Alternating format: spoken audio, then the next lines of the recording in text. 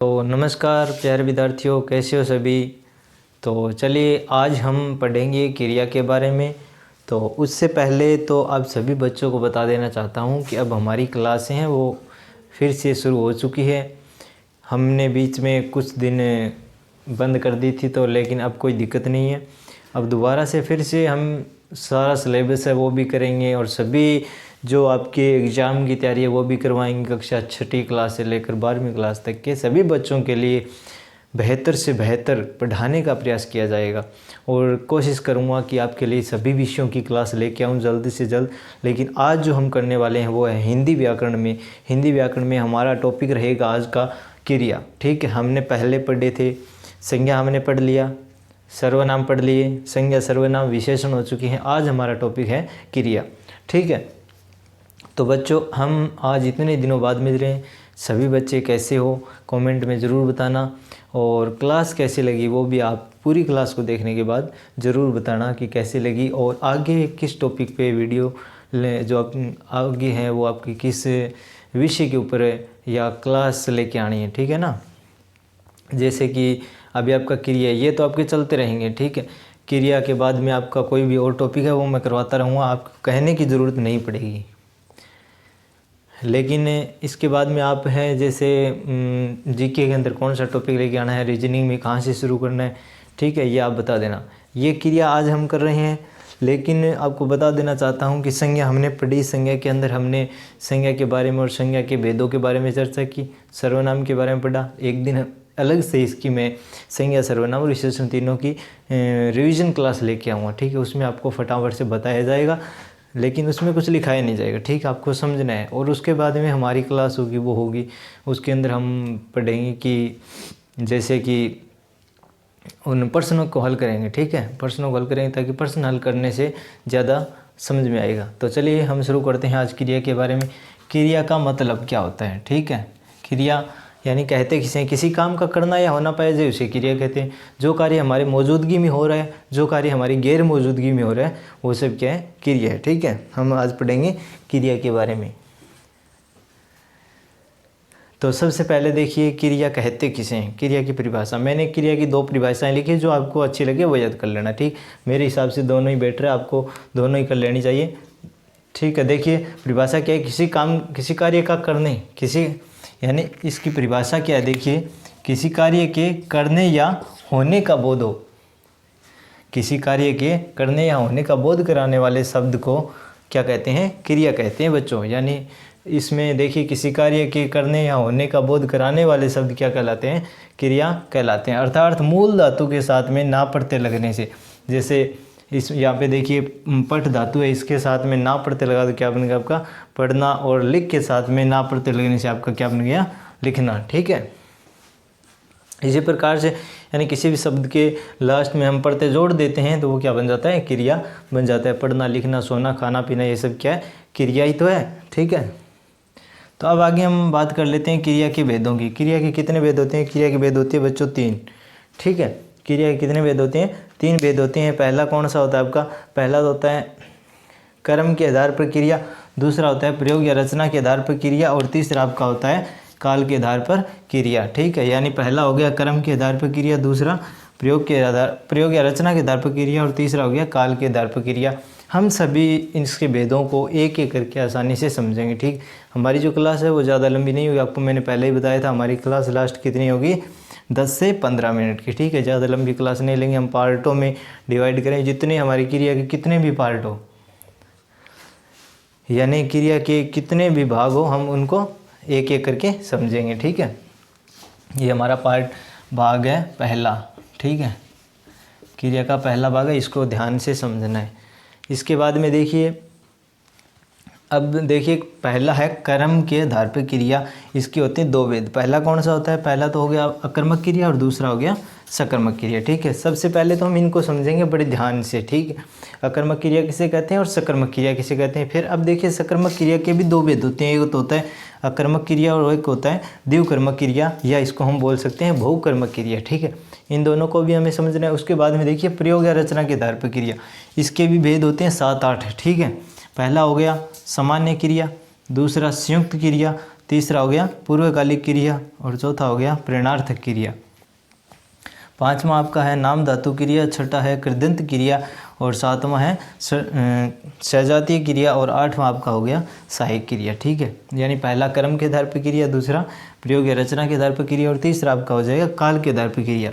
ठीक है, यानी काल यानी समय के आधार पर क्रिया। ठीक है, समय को 3 भागों में बांटा हमने, भूतकालिक, वर्तमान और भविष्यकाल, यानी इन तीनों के बारे में पढ़ेंगे। सबसे पहले हम पढ़ेंगे बच्चों कर्म के आधार क्रिया के बारे में। ठीक है, आपको अच्छे से समझना, नहीं समझ में आए तो मेरे को बता देना, एक बार आपको अच्छे से और समझा दूंगा। ठीक है, तो सबसे पहले देखिए कर्म के आधार पर क्रिया, इसके बारे में हम चर्चा करेंगे और इसमें हम पढ़ेंगे आपका अकर्मक क्रिया के बारे में। ठीक है, तो आप सभी बच्चे इसको अच्छे से लिख लो कॉपी के अंदर, उसके बाद में हम आगे पढ़ देंगे।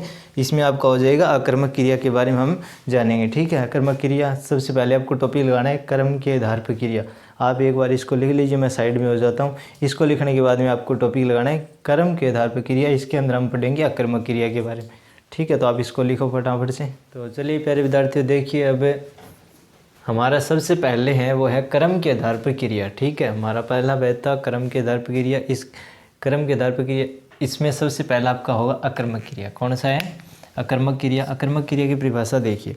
सबसे पहले तो हम अकर्मक और सकर्मक क्रिया की परिभाषा देखेंगे और उसके बाद में हम इनकी पहचान देखें। ठीक, आपको मैं बता देना चाहता हूँ कि पेपर के अंदर आपको पहचान याद रखनी ज़रूरी है। अगर आपको पहचान याद नहीं है तो फिर कोई फ़ायदा नहीं है। परिभाषाएं तो मैं आपको बता रहा हूँ, ठीक है, छोटे बच्चों को काम आई, छठी, सातवीं, आठवीं, नौवीं, 10वीं बच्चों को, लेकिन उसके बाद में जो आप कंपटीशन की तैयारी करते हो या किसी का पेपर देने जाते हो तो वहाँ पे परिभाषा को देख के ही उत्तर को पहचाना जा सकता है। ठीक है, तो उनके लिए मैंने शॉर्ट में नीचे पहचान भी दी है और ऊपर की जो ये परिभाषा है ये उन बच्चों के लिए भी है, आप भी याद कर लेना, हो सकता है कहीं भी परिभाषा भी काम आ जाए। ठीक है, तो देखिए सबसे पहले मैं आपको बता देता हूँ कि कर्म के आधार पर क्रिया में पहला है अकर्मक क्रिया। अकर्मक क्रिया की पहचान, अकर्मक क्रिया की परिभाषा क्या होगी? जब किसी वाक्य में प्रयुक्त, यानी जब किसी वाक्य में प्रयुक्त क्रिया बिना कर्म के प्रयुक्त होकर भी पूरी अर्थ का बोध कराए। यानी समझिए क्या कहा गया है कि जब किसी वाक्य में प्रयुक्त क्रिया, ठीक है, बिना कर्म के प्रयुक्त होकर भी पूरे अर्थ का बोध कराए, उसे क्या कहते हैं? अकर्मक क्रिया कहते हैं। जैसे देखिए मोहन रोता है, सोहन सोता है, लड़का हंसता है। ठीक है, यहाँ पे इसमें क्या है? यहाँ पे कर्म नहीं है, यहाँ पे क्या नहीं है? कर्म नहीं है, बिना कर्म के प्रयुक्त हो रहा है। देखिए इसमें, देखिए सबसे पहले देखिए कर्ता आ गया, ठीक है, सोता है, क्रिया आ गई, लेकिन इसमें कर्म नहीं है। ठीक है, बिना कर्म के प्रयुक्त होकर भी पूरी अर्थ का बोध करा रहा है, हमें ज्ञान करवा रहा है, तो वहाँ पे आपका होगा अकर्मक क्रिया। उसके बाद में दूसरा आपका है सकर्मक क्रिया। सकर्मक क्रिया में देखिए जब किसी वाक्य में प्रयुक्त क्रिया कर्म के सहित हो, यानी इसमें क्या होगा? इसमें यानी जब किसी वाक्य में प्रयुक्त क्रिया, इसमें कर्म आएगा लेकिन अकर्मक क्रिया में आपका कर्म है वो प्रयुक्त नहीं होगा। इतनी बात आपको ध्यान में रखनी है। देखिए यहाँ पे जब किसी वाक्य में कर्म के सहित हो, यानी क्रिया है वो किसके सहित हो? कर्म के सहित हो, अर्थात कर्ता और क्रिया दोनों कर्म के साथ प्रयुक्त होकर पूरे अर्थ का बोध कराते हैं। यानी यहाँ पे क्रिया और कर्ता दोनों आएंगे। ठीक है, यानी यहाँ पे अर्थ का बोध कराएंगे कौन? क्रिया और कर्म दोनों। ठीक है, देखिए इसका उदाहरण देखिए, बच्चे फुटबॉल खेलते हैं, कर्म आ गए, यानी कर्ता, कर्म और क्रिया आ गई। ठीक है, विकास गाय चराता है, विकास यानी ये आपका हो गया कर्ता, ये आपका हो गया कर्म, और यहाँ पे चराता है, ये क्या हो गया आपका? ये आपका हो गया क्रिया। ठीक है, अब पहचान की ओर चलते हैं। इसकी पहचान क्या है? पहचान को देखिए, पहचान ये होगी अकर्मक और सकर्मक क्रिया की पहचान के लिए वाक्य में प्रयुक्त, यानी अकर्मक और सकर्मक क्रिया की पहचान के लिए वाक्य में प्रयुक्त क्रिया से क्या के द्वारा, यानी ये आपको ध्यान में रखना है।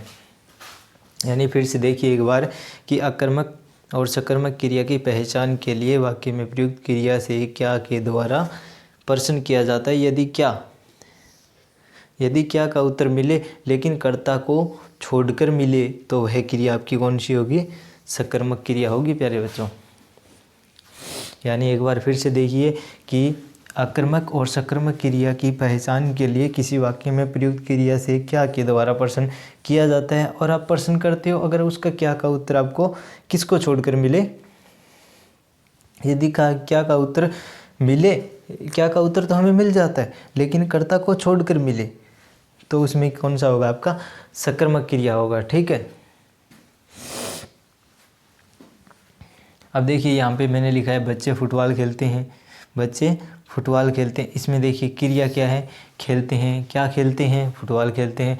लेकिन यहाँ पे कर्ता का जिक्र है वो नहीं किया गया है, तो इसमें क्या हो गया, सकर्मक क्रिया हो गई, ये पहचान हो गई। ठीक है, और क्या का उत्तर, अब देखिए यहाँ पे और क्या का उत्तर नहीं मिले अथवा उत्तर में कर्ता मिले तो वह क्रिया सकर्मक होती है, सॉरी अकर्मक होती है।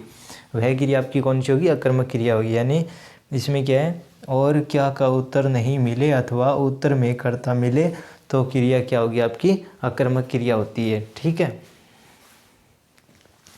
यानी मोहन सोता है, कौन सोता है, मोहन सोता है। ठीक है, यहाँ पे कौन के द्वारा प्रश्न किया जाएगा और सकर्मक क्रिया में आपका क्या के द्वारा प्रश्न है वो किया जाएगा, यह आप बात ध्यान में रखना। ठीक है, ये था हमारा एक मतलब छोटी सी क्लास।